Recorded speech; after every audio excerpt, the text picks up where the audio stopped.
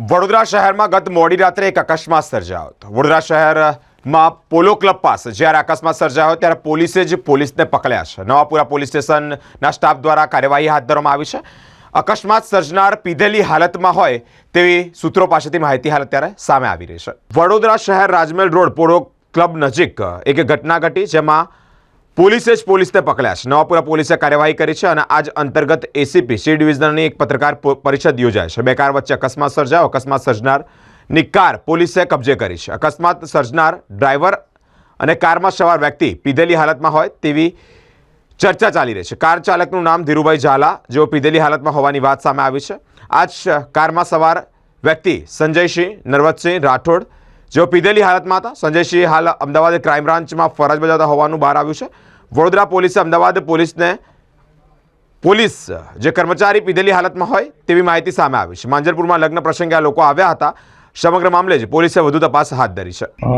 આજરોજ સવારમાં કલાક 4:00 વાગ્યે પોલીસ સ્ટેશનમાં વર્દી મળેલ કે કોઈક એક્સિડન્ટનો બનાવ છે પોલો ક્લબની સામે બનેલ છે। તો ત્યાં અમારી જે પોલીસની જે ટીમ છે ત્યાં પહોંચી ગયેલ હતી અને ત્યાં એક સ્વિફ્ટ ડિઝાયર ગાડી છે તેણે કિયા સેલ્ટોસ ગાડીને ટક્કર મારેલી હતી। તપાસ કરતાં જે ચાલક છે એ થોડું લથડિયા ખાતા અને હેલફેલ બોલતા હોય એની મોં સુંઘાડી જોતા લાગેલ છે કે પીધેલી હાલતમાં છે। તો એને પોલીસ સ્ટેશને લાવી અને બીજી તપાસ કરતાં એનું નામ ધીરુભાઈ કીર્તિસિંહ ઝાલા છે અને તે પીધેલી હાલતમાં હતા, જેથી એમવી એક્ટની જે કલમ છે તે મુજબ અને બીજી ઓવર સ્પીડિંગની જે કલમો છે તે મુજબ એના પર કાર્યવાહી કરવામાં આવેલ છે।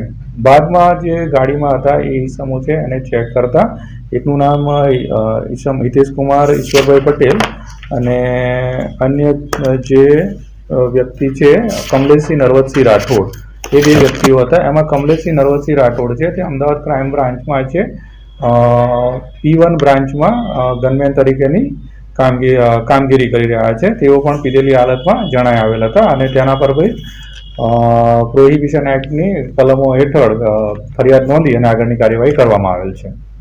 સર, આજે પીધેલા હતા એના કાર્યવાહી આપણે હાથ ધરી છે।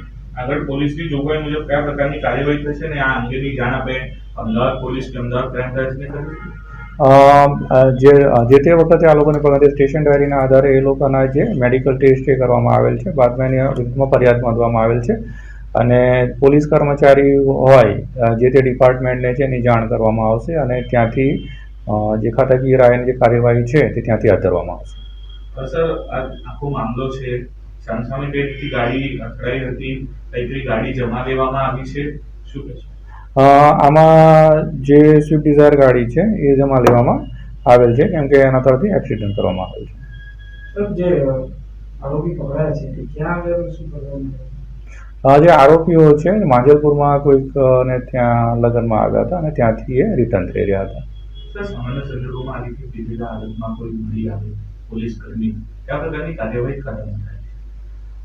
મોટે ભાગે અમારા ખાતામાં છે ત્યાંની જે એક ઇન્ક્વાયરી કરવામાં આવતા હોય છે અને પછી એના પર ડિપાર્ટમેન્ટલ ઇન્ક્વાયરી લાગતી હોય છે અને એના આધારે જે કંઈક સાબિત થાય એના આધારે હલકી સજા અથવા તો ભારે સજાની કાર્યવાહી કરવામાં આવતી હોય છે।